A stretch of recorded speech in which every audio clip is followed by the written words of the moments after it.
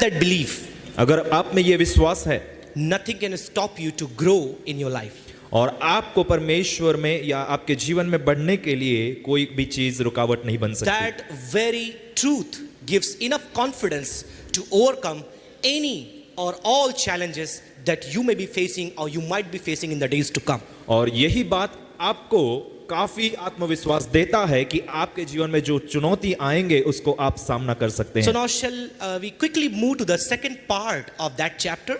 और इस अध्याय का हम शीघ्रता के साथ दूसरा भाग में हम जाएंगे।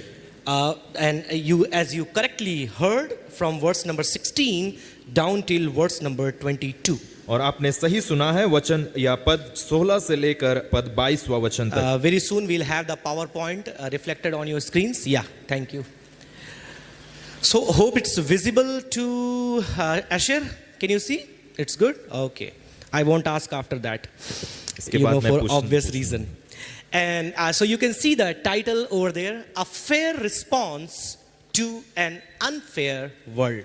और यहाँ पे आप शीर्षक देख सकते हैं, अन्यायपूर्ण संसार के प्रति न्यायोचित प्रत्युत्तर। A fair response to an unfair world. अन्यायपूर्ण संसार के प्रति न्यायोचित प्रत्युत्तर।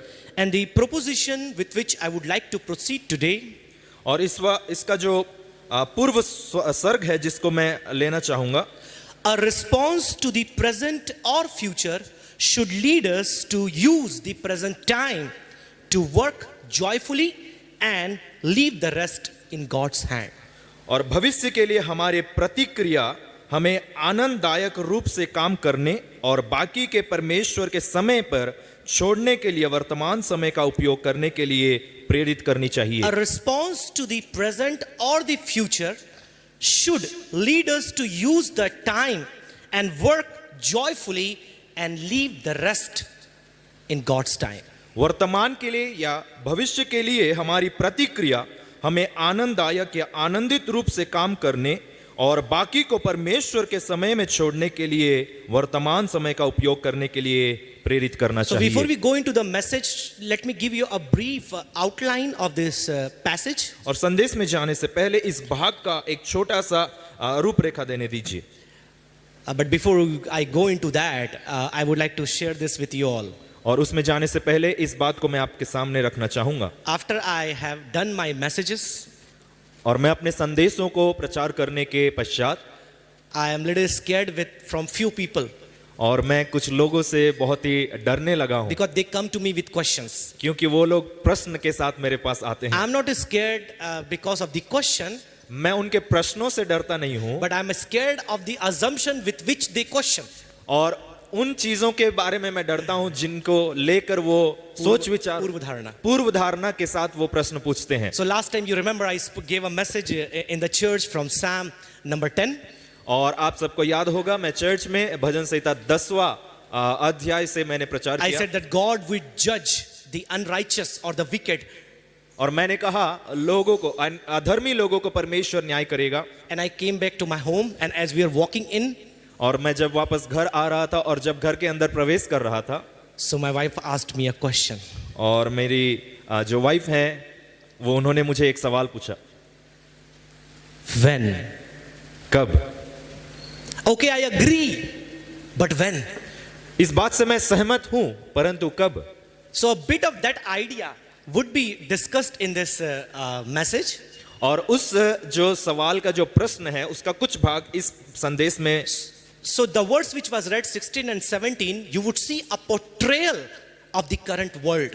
और जो 16 और 17 पद में आप देख सकते हैं संसार का एक दृश्य देख सकते हैं। And though this book might have written perhaps 3000 to close to that year, और 3000 के उस आसपास के साल में ये लिखा हो सकता है, 3000 years before. 3000 साल पहले लगभग ये पुस्तक लिखा गया होगा। To be very precise, 900 to 1000 BC. और उसको और भी स्पष्ट रूप में बताने के लिए 900 से 1000 साल ईसा पूर्व में। But the description or the portrayal we see about the world is accurately fits to the one we live today. लेकिन इस पुस्तक में जो संसार का दृश्य है वो आज की दुनिया के साथ सही बैठता है। A very accurate portrayal of the world. और बहुत ही Please help us read. 16 और 17 वचन हम पढ़ेंगे। Yeah. फिर मैंने संसार में क्या देखा कि न्याय के स्थान में दुष्टता होती है। I saw in the place of judgment there is wickedness. फिर मैंने संसार में क्या देखा कि न्याय के स्थान में दुष्टता होती है। And what I saw in the place of righteousness, there was iniquity. और मैंने क्या देखा, धर्म के स्थान में भी दुष्टता होती है। So you see, where judgment should happen, you see wickedness. और जहां पे धर्म का या न्याय होना चाहिए वहां पे दुष्टता दिखती है। And where should the righteousness be executed, you see iniquity. और जहां धर्म का स्थापना होना चाहिए वहां पे भी आप दुष्टता को पाते हैं। And you look at the current world today, और आज की वर्तमान दुनिया को देखेंगे, to be very precise, the corruption perception index, India ranges around somewhere 85. और जो भ्रष्टाचार की जो लिस्ट में देखा जाए तो हमारा जो मापक इंडेक्स, मापक महापक में देखा जाए तो हमारा भारत देश जो है 85 के अंक में आता है। and it is known as one of the most corrupt countries in Asia. और आसिया महाखंड में सबसे भ्रष्टाचार से भरा हुआ देशों में से आता And है। you look at the world globally, और अगर भौतिक जो में देखेंगे, and this corruption is a global issue. और ये जो भ्रष्टाचार है वो संसारिक एक मुद्दा है। And because of this corruption, you see a lot of different issues or the problems the normal or the average people of any country, or to say that any civilian, they go through. और इस भ्रष्टाचार के वजह से एक देश का जो सिटीजन है या नागरिक है, बहुत सारे मुद्दों से वो सामना करना पड़ता है। You look at the problem of poverty. और गरीब के ऊपर जो चर्चा है उसको देख लीजिए। You look at the problem of unemployment. और नौकरी ना होने का मुद्दे को उठा लीजिए। You look at the issue of illiteracy. और अनपढ़ या पढ़ाई ना होने का जो मुद्दा है उसको देख Even लीजिए। the problem of gender inequality. और लिंग का जो असमानता है उसको देख लीजिए। Even you look at the problem of the even global warming or the climate change. और जो क्लाइमेट को जो चेंज को देखते हैं, which is the burning issue today. और वही जो है सबसे बड़ा मुद्दा है। And many such issues, or you may call even the social riot, or the kind of problem with the racial issues, or you call the language issue, or you call the territorial issue, whatever it may be, this all are one or the other way connected to the corruption. चाहिए इन सारे मुद्दों को आप कहीं ना कहीं से अगर आप चर्चा करेंगे, ये कहीं ना कहीं से भ्रष्टाचार से जुड़े हुए हैं। And there's the place of judgment, you see wickedness. और न्याय के स्थान में आपको दुष्टता दिखती है। Where people expect justice, what we are witnessing is the injustice. और जहां लोग न्याय का अपेक्षा करते हैं, वहां पे लोगों को अन्याय का या दुष्टता पाते हैं। And you see what is happening with Ukraine and Russia. और आज आप यूक्रेन और रशिया के बीच में जो हो रहा है आप देख लीजिए। And how many innocent civilians are being killed. और बहुत सारे मासूम नागरिक मारे जा रहे हैं। Other day we celebrated not celebrated, we remembered the refugee day, and you could see because of this war how many people have been forced to turn into refugee, where they lose their home, their land, their people, their property, and everything, even their identity. और कुछ दिन पहले हमने refugee day को स्मरण किया था, और उससे हमें पता चला है कि इस युद्ध में अनेक लोग रेफ्यूजी बनाए जाते हैं और अपने घर को, अपने परिवार को छोड़ के रेफ्यूजी के तौर में जीना पड़ता है। And a lot of people are struggling because of that particular war. और बहुत सारे लोग इस समस्या से जूझ रहे हैं इस युद्ध के कारण। And that some way even say the cause of inflation today in our world. Inflation, महंगाई. और इसी कारण से आप देखते हैं हमारे दुनिया में महंगाई का जो मुद्दा है वो बढ़ रहा है। And that inflation has resulted in many economical subalteration into different strata of society. और इस महंगाई के कारण बहुत सारे आर्थिक मुद्दे उठ रहे हैं और आर्थिक स्थितियों को गिरते हुए हम देखते हैं। So basically the corruption of humanity is pretty much apparent at the time where Solomon lived, and it is more, if I may say that, in the time that we live. या मानवता की जो भ्रष्टाचार का जो मुद्दा है वो आज की दुनिया के साथ साथ सोलोमन जिस दिन में रहता था उस दिन में भी लागू होता है। And also not just that, in the place of righteousness, you may all have seen the image in the movies or the pictures. You see that a woman is standing with a blindfolded, the black cloth on her eye, and holding the balance in her hand. और आप बहुत सारे चित्रों में या चलचित्र में देखा होगा, एक ऐसी स्त्री रहती है जहां कोर्ट में, जिसके आंख में पट्टी बांधी रहती है और उसके हाथ में एक लकड़ी रहता है। Anyone knows what does it signify? Anyone? कोई Please जानता lift है? your hand. क्या कोई जानता है इसका मतलब क्या What है does it signify? Please raise या your क्या hand. दर्शाता है ये? Huh? You know what? That the judgment which would be served would be impartial, because the one who would execute the justice is blindfolded to any partiality, whether be it wealth or be it the religion or be it the caste or be it the status.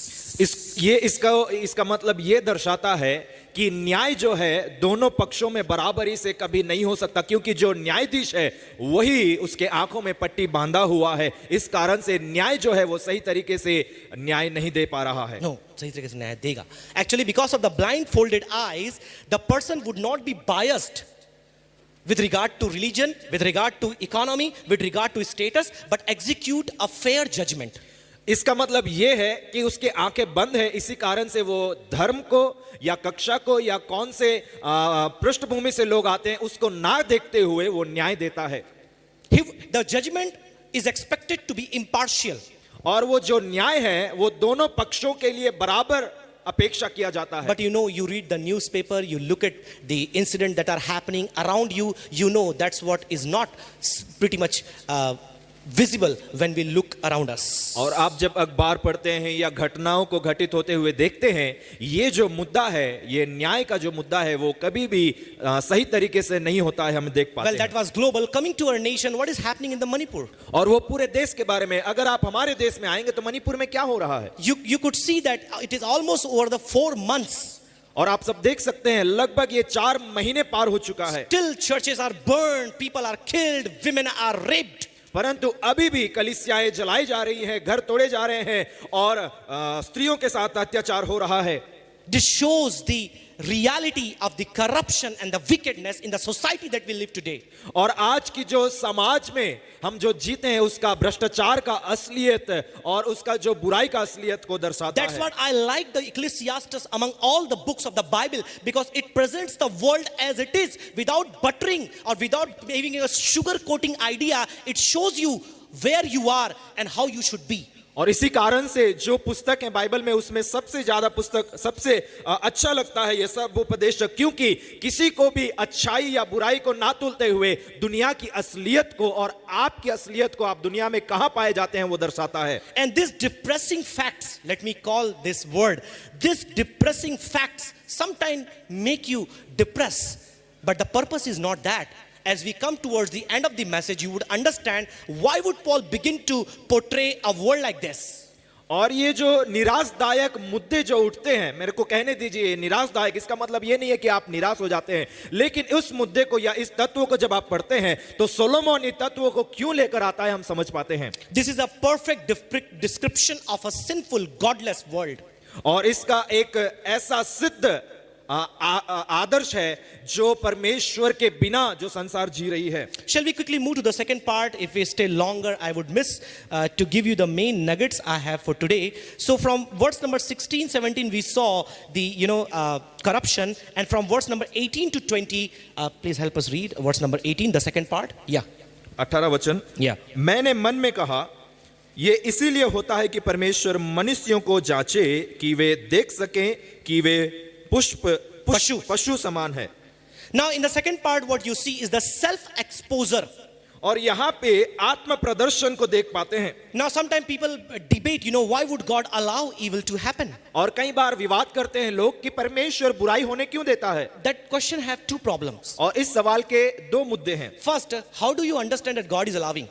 और आपको कैसे पता है कि परमेश्वर उसका अनुचित या अलाउ कर रहा And the है। second question, how do you say that allowing evil in some way will always produce the wrong results? और आप ऐसे कैसे कह सकते हैं कि बुराई होने देना, इसका मतलब यह है कि उसका परिणाम हमेशा बुराई होता है। In this passage we see that the human heart is exposed in the time of test. और यहाँ पे आप देखते हैं कि एक मनुष्य का जो हृदय है वो जांच करके निकलता है जब वो परीक्षा में जाता है। You would see that the God tests them that they may see, not God would see. God tests them so that they may see. Means it's a self-exposure. और इसमें यह लिखा है कि यह इसीलिए होता है कि परमेश्वर मनुष्यों को जांचे कि वे देखे, ना कि परमेश्वर। ये स्वयं का एक परीक्षा है। In the second part of it, you see the comparison of humanity with that of the beasts or the animals. और दूसरा भाग में आप देखते हैं मानवता का जानवरों के साथ तुलना किया जा रहा है। And nowadays, you call somebody जानवर, they are very unhappy. और आजकल आप किसी को पशु कहें या जानवर कहें, वो बहुत ही दुखी हो जाते लेकिन हैं। वहीं पर उसको बोल दो शेर के समान जिगर है तेरा भाई, अरे वाह यार, ऐसा मत बोलो यार, कितनी अच्छी बात बोल दी। Translate in English. Lion's heart, right? We would like to call somebody lion's heart, a No. very daredevil man. But you say you are an animal or the beast, they would be very unsettling, unhappy. और आप किसी को कहते हैं कि वो तो शेर के बराबर है या बब्बर शेर है, वो खुश हो जाता है। सातवें आसमान पे। सातवें But the moment you call them beast or the animal, they're very unhappy. So I don't know, when you read this scripture, you are happy or unhappy, I don't know. और लेकिन उसी जगह में आप किसी को जानवर कहते हैं, वो बहुत क्रोधित हो जाता है। लेकिन इस वचन को आप जब पढ़ रहे हैं, आप खुश हो रहे हैं या गुस्सा हो रहे हैं, मुझे समझ नहीं आ So रहा। let me ask you, when I call you animal, are you okay? तो मुझे पूछने दीजिए, क्या मैं आपको पशु बुलाऊं या जानवर बुलाऊं, क्या इस बात से आप ठीक हैं? See, you didn't lift your hand, it means you are not okay with that. आपने हाथ तो दिखाया नहीं, इसका मतलब आप इस बात से सहमत नहीं है। Well, leave that thing there. So there is a comparison, and let's go to the third part of it. तो यहाँ पे एक तुलना को हम देखते हैं। आइए हम तीसरे भाग में जाएंगे। The verse 21 and 22. 21 और 22वां वचन। There you could see the duty of man. और यहाँ पे एक मनुष्य का जो दायित्व है या कर्तव्य देखते हैं। The Solomon does not just begin with the depressing facts, और यहाँ पे निराशदायक मुद्दों से ही शुरू नहीं करता Suleman. does not only begin with the depressing facts, but he comes down to conclude and tells that though there is a depressing facts in the world, though there is a trouble and suffering and persecution and killing and murder and injustice, corruption, wickedness, remember that there is a hope for you.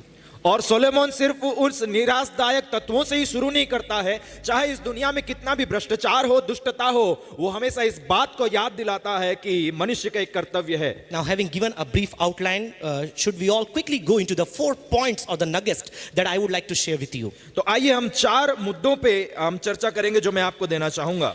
Now, these are the facts actually. और ये जो है बहुत ही तथ्य है। तथ्य है। The first fact or the reality is corruption of humanity is real. और जो पहला तत्व है वो है मानवता पर भ्रष्टाचार वास्तविक का है। No matter how much you would like to deny, और आप चाहे इसको जितना भी तिरस्कृत no matter कर how दें, much goody things you would like to talk, और आपको कितने भी भले भले बात करने की no अगर matter उम्मीद how करें, many NGOs you can list who are working for the illiterate people, to be for the suffering people, to persecuted people, so how many people are helping the all sort of social activity, no matter how many you can count, what wins is the corruption of human heart. और इससे कोई परवाह नहीं करता है कि आप कितने सारे एनजीओ को गिन रहे हैं और कितने सारे एनजीओ ऐसे उत्पीड़ित किए हुए लोगों को मदद कर रहे हैं, लेकिन इस वास्तविकता को आप खंडित नहीं कर सकते हैं कि आखिरी में ये भ्रष्टाचार से ही भरा हुआ है। No amount of human aid, no amount of human help would ever be able to eradicate the corruption in the society. और कितना भी मानवता की सहायता करने वाले कितने भी लोग उठ जाएं या कितना भी आप कोशिश कर लें, इस भ्रष्टाचार को आप मिटा नहीं सकते जड़ से। The second fact or the second point, दूसरा भाग ये है, God's judgment is real. परमेश्वर का न्याय जो है वो वास्तविक है। Definitely the corruption is real, but the God's judgment is also real. भ्रष्टाचार वास्तविकता है, परंतु परमेश्वर का न्याय भी वास्तविक है। Solomon is not making a faithless or godless portrayal of the world. और एक ऐसा अविश्वासिक चीजों को वहां पे दर्शा नहीं रहा है सुलोमोन। He is not portraying the world with a faithless and godless motive. एक ऐसा दुनिया को वो प्रदर्शित नहीं कर रहा है जहां परमेश्वर का भय ना हो। Read the verse number 17. What does he say? देखिए 17 वचन में वो क्या कहता है, मैंने मन में कहा परमेश्वर धर्मी और दुष्ट दोनों का न्याय करेगा, क्योंकि उसके यहाँ God will judge. परमेश्वर न्याय करेगा। God will judge. परमेश्वर न्याय करेगा। God, as I told in the previous message in the church when I was speaking from Psalm, God sees, God hears, God observes. और मैंने पिछले जो भजन से मैंने प्रचार किया था उसमें मैंने कहा था कि परमेश्वर देखता है, परमेश्वर सुनता है। And he observes. भापता है and everything is in his account. और उसके परमेश्वर के खाते में, ज्ञान में. खाते में सब कुछ दर्ज किया जाता है। And therefore we need to understand this, that God knows what goes. और इस बात को समझना है कि हमारे द्वारा जो जाता है वो परमेश्वर जानता है। Because a lot of people tend to deny the existence of God on the face of human depravity. और मनुष्य मानवता की जो बुराई है उसमें परमेश्वर का होना बहुत सारे लोग खंडित करते हैं। Because they see a lot of evil and like wickedness and corruption in the world. Where is God? You know, the existence of God. क्योंकि जब दुनिया में बुराई को या भ्रष्टाचार को देखते हैं तो वो लोग पूछते हैं, ये सवाल करते हैं कि परमेश्वर किधर है। But Solomon says God is and he judges. और लेकिन सुलेमान कहता है परमेश्वर है और वो न्याय करेगा। Let's go to third point. आइए हम तीसरे भाग में जाएंगे। God's judgment had its time. परमेश्वर का न्याय का एक समय है। I couldn't give answer to my wife at that time मैं अपने बीवी को उस समय जवाब नहीं दे पाया because I wanted her to process the question herself. क्योंकि उस सवाल को वही प्रक्रिया में करने के लिए मैं उनके द्वारा ही प्रक्रिया में लागू करने की कोशिश कर Before रहा she था। used to ask even more question. और पहले तो बहुत सारे सवाल पूछते थे Then I put her in the MDU program. और मैंने उनको एमडी की कक्षा में डाल So दिया। now also she asked the question और अभी भी वो सवाल करते because she हैं is very curious. क्योंकि वो जानने की अपेक्षा करते She हैं thinks all the time. और वो हमेशा सोचते रहते She हैं। sends me the scripture and questions and talks to me whenever there is a time. और जब भी उनके पास समय रहता है मुझे सवाल पे भेजते हैं और वचन से वो सवाल पूछते रहते हैं So she is very much interested. और वो बहुत ही इंटरेस्ट दिखाते हैं। So whenever my message is over, even earlier she would not even understand my messages. और पहले तो कभी-कभी मेरे संदेश को वो पूर्ण तरह से समझ नहीं पाते थे। But when she began to understand, she began to ask even more questions. और जब वो संदेश को समझने लगते थे, समझने लगे तो और भी सवाल पूछने And I लगे। love her, you know, I love her. I love the way she asked the question. और सर उन्हें बहुत ही प्रेम करते हैं और जो सवाल वो पूछते हैं वो बहुत ही उनसे प्रसन्न So है। I know she is even watching this because it's going live.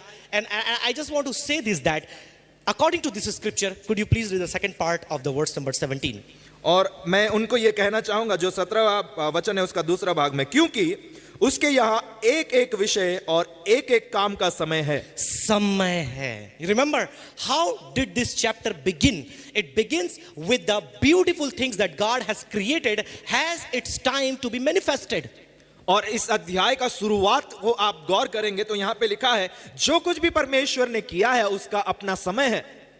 अपने समय में वो सुंदर है. अपने समय में वो सुंदर है। And there is a time even for God's judgment. और एक ऐसा समय है जहां परमेश्वर का न्याय भी किया जाए। And even that judgment gonna be very beautiful. और वो न्याय भी बहुत ही सुंदर तरीके That से होगा। judgment is gonna be very just. और वो बहुत ही न्याय या सही तरीके से The होगा। judgment will not let anybody question anything.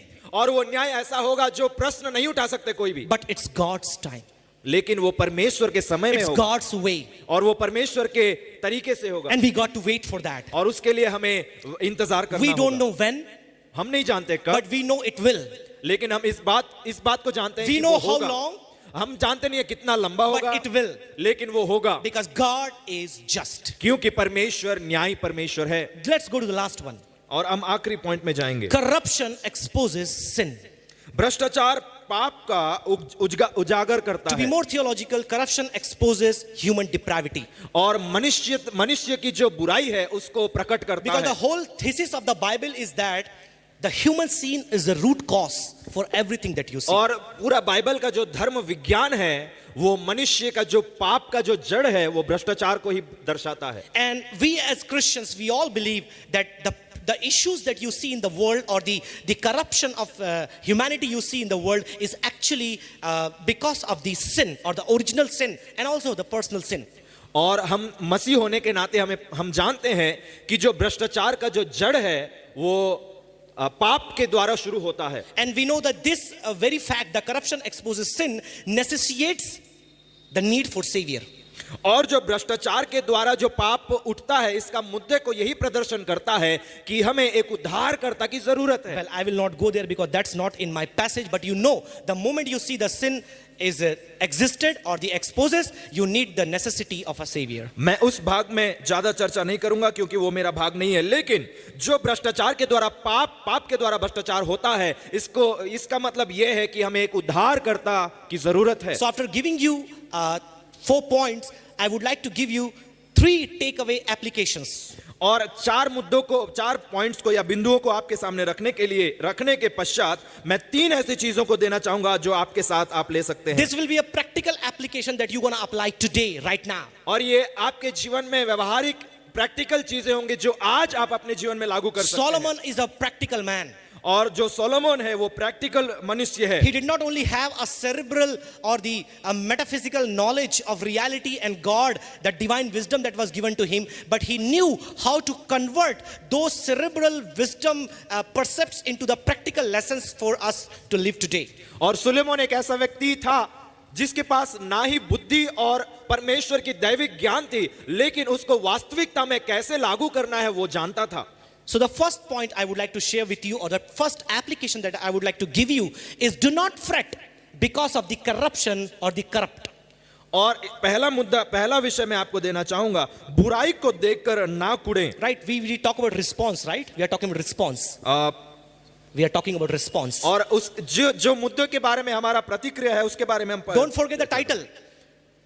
A fair response to an unfair world. और आप शीर्षक को ना भूलें, A fair response to an unfair world. अन्यायपूर्ण संसार के प्रति न्यायोचित प्रत्युत्तर। So the first response sometimes we give when we see the corruption and the corrupt people around us is we fret, we get disappointed. और इसका जो प्रत्युत्तर कई बार हमारे जीवन में यह होता है कि जब हम भ्रष्टाचार को या बुराई करते हुए लोगों को देखते हैं, हम डर जाते हैं या कुड़कुड़ाने लगते हैं। We become so depressed and we get into anxiety and we worry, oh, what's gonna happen with the world tomorrow? और जब ये सब मुद्दे हमारे सामने आते हैं तो कल क्या होगा, इस सोच से हम बहुत ही निराश हो जाते हैं, डर जाते हैं। Sometimes people send me the message all the time, sir, what is happening there? Do you know what is happening there? What do you see it? What will happen tomorrow? अब क्या होगा? अब कहाँ होगा? कैसे होगा? People bombard with different kind of ideas just to think and worry about the events present or future. और कई बार मुझे संदेश भेजते हैं कि सर आपको पता है यहाँ पे क्या हो रहा है, वहां पे क्या हो रहा है, और बहुत सारे ऐसे मुद्दों से वो चिंतित हो जाते हैं कि कल क्या होने वाला है। I'm not saying to stay unconnected with the reality, know everything, have the knowledge of all the things going around you, but don't get fretted or don't get disappointed when you listen and when you see all of this thing. या ना जुड़े हुए रहें, आपको जरूरी है, आप जानना जरूरी है कि आजकल क्या हो रहा है, लेकिन जब इन सारे मुद्दे आपके सामने आते हैं तो आपको डरना नहीं है, Because this must happen. ये होना ही है। This had happened, ये हुआ है, this is happening, और ये हो रहा it will है, happen even more. और इससे ज्यादा भी ये होने वाला है। So do not fret but trust God's timing. इसीलिए आप डरे ना, चिंतित ना हो, लेकिन परमेश्वर के समय पर भरोसा रखें। Because verse 17 and the C part says that, therefore, time there for every purpose and for every work.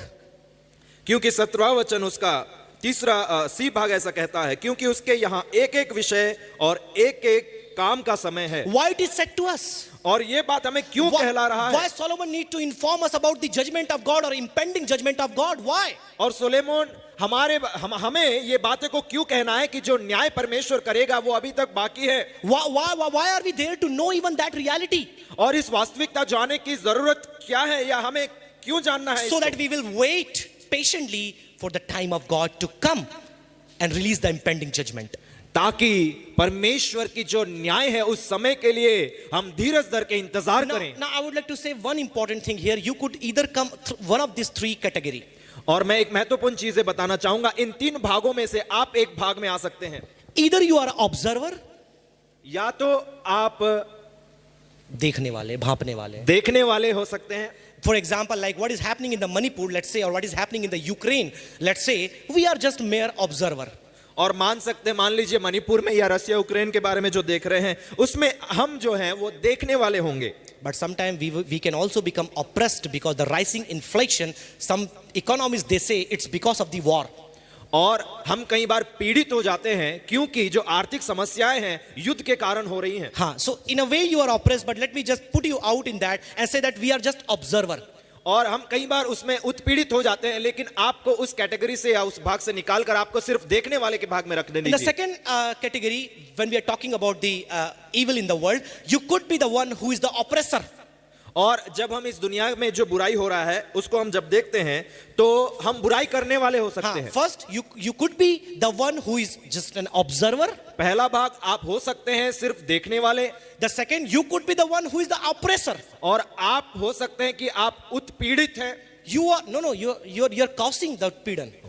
आप उत्पीड़न का कारण बन रहे हैं, उत्पीड़न करने वाले हो. उत्पीड़न करने You are वाले the हो one सकते who is the oppressor. हैं। और आप जो है उत्पीड़न देने You are वाले हो causing सकते the हैं। corruption. और आप ही भ्रष्टाचार के You are the कारण one हैं। who is doing wickedness. आप ही बुराई करने You वाले are the हैं one who is doing injustice. और आप ही अन्याय करने वाले हैं। And third category you may perhaps be in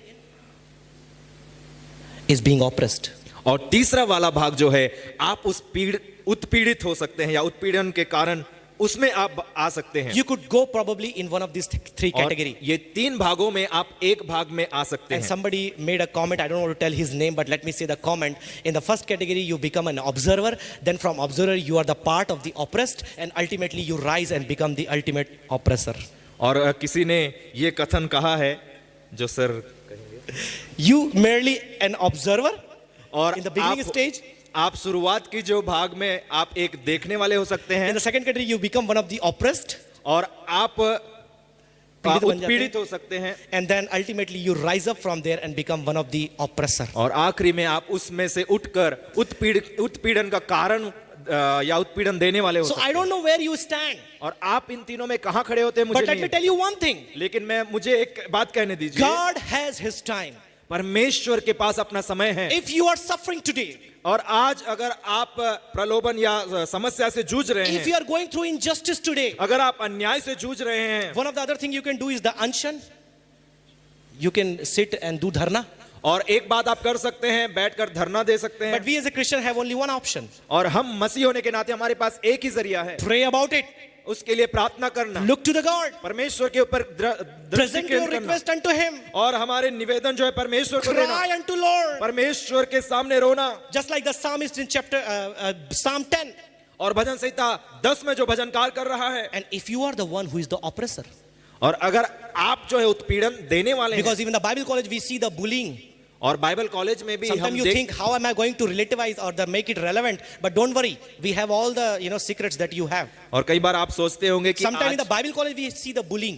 और बाइबल कॉलेज में भी हम देखते हैं एक दूसरे का मजाक उड़ाना या एक दूसरे को प्रॉब्लम में डालना, Trying to hurt someone, trying to oppress someone, trying to undermine someone, trying to pass comment on someone, trying to mentally manipulate somebody.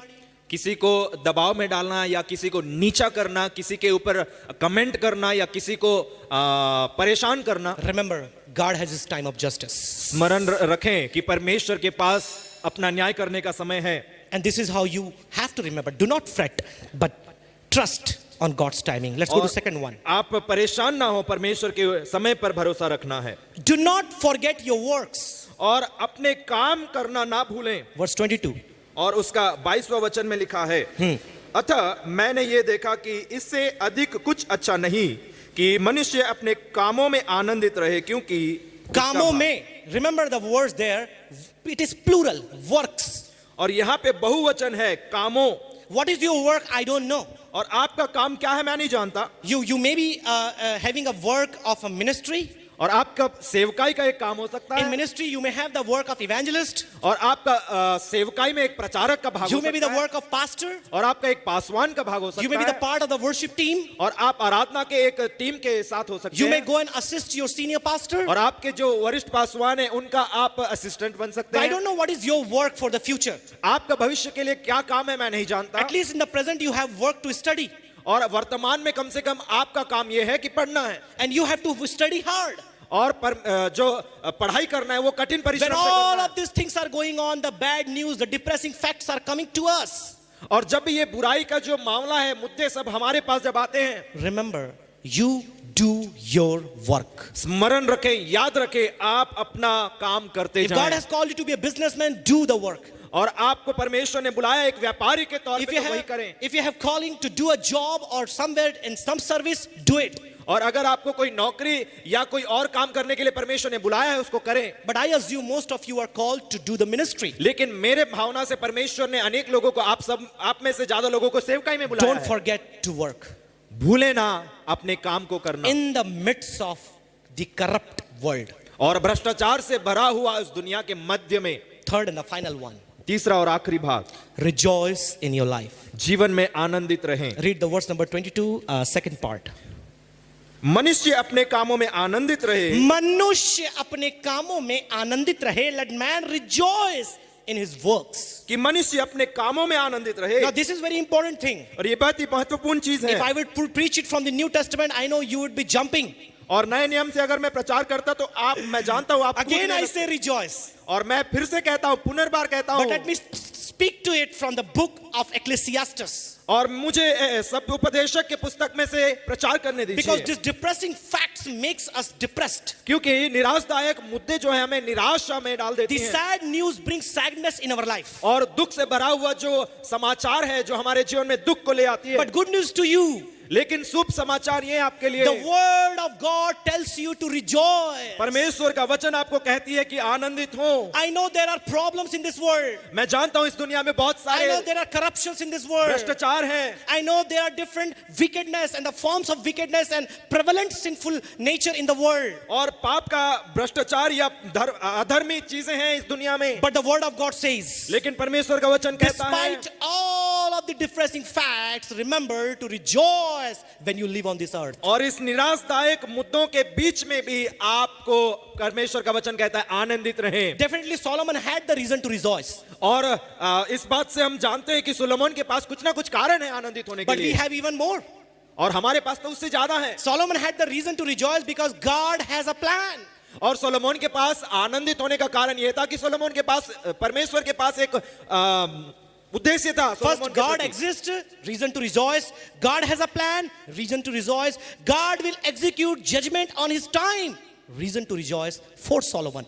और पर सोलोमन के पास यह कारण था कि परमेश्वर अस्तित्व में है, इसीलिए वो आनंदित था। God has his time, और परमेश्वर के पास अपना समय था, इसीलिए वो आनंदित था। and the victory belongs to God. और विजय जो है परमेश्वर को ही But we मिलता है। have reason that we are saved by the blood of Jesus Christ, and he will come to take us, and there will see the final judgment on the wickedness and the corruption of the world. और हमारे पास ये कारण है आनंदित होने के लिए कि हमारे पास एक ऐसा न्याय है जो आएगा, हमें लेकर जाएगा। एक ऐसा दिन आएगा जहां उसका न्याय को पूरा करेगा और हम आनंदित होंगे। So remember, स्मरण रखें, my time is up. मेरा समय पूरा हो गया। The world will never fail you, संसार जो है वो कभी भी असफल will नहीं। never fail you to inform you about depressed facts. और निराशदायक चीजों को आपको देने से कभी भी वो असफल नहीं होगा This दुनिया। news will never fail to inform you depressing facts. और ये समाचार आपको निराश करने में कभी भी असफल The नहीं होगा। society will never fail you to bring you in the state of anxiety. और ऐसा मुद्दे समाज से कभी भी नहीं आएंगे जो आपको निराश ना होने से बचाएं। But do not fret. कभी भी आप डरे ना, Trust in God's timing. परमेश्वर के समय पर भरोसा Remember to रखें do your work. और अपने कामों को करना ना No भूलें। matter what kind of work or works you have, और आपके पास कोई भी कार्य हो, कैसा भी चाल चलन हो, be faithful in it. और इसमें आप विश्वास योग्य रहें। And as you live your life, और आप जैसे जिए be joyful, आनंदित रहें be hopeful. और आशा से रहें। Remember, tomorrow belongs to you. और आप याद रखें कि कल का जो दिन है आपका है। And this is the hope we have in Jesus और Christ. यही आशा और उम्मीद है हमें प्रभु यीशु May मसीह the में। good Lord bless all of you as you sit here and take these actions, this application to apply in your life. और ये संदेश अपने जीवन में लागू करने के लिए जैसे आप निर्णय लेते हैं, परमेश्वर हम सबको को आशीष दें। Once again, thank you all for being a kind piece of audience, and also thankful to Reverend David for translating so well. और आप सभी का धन्यवाद देना चाहूंगा जो आप मुझे इतने उत्साह के साथ सुने। God bless you all. परमेश्वर आपको आशीष दें।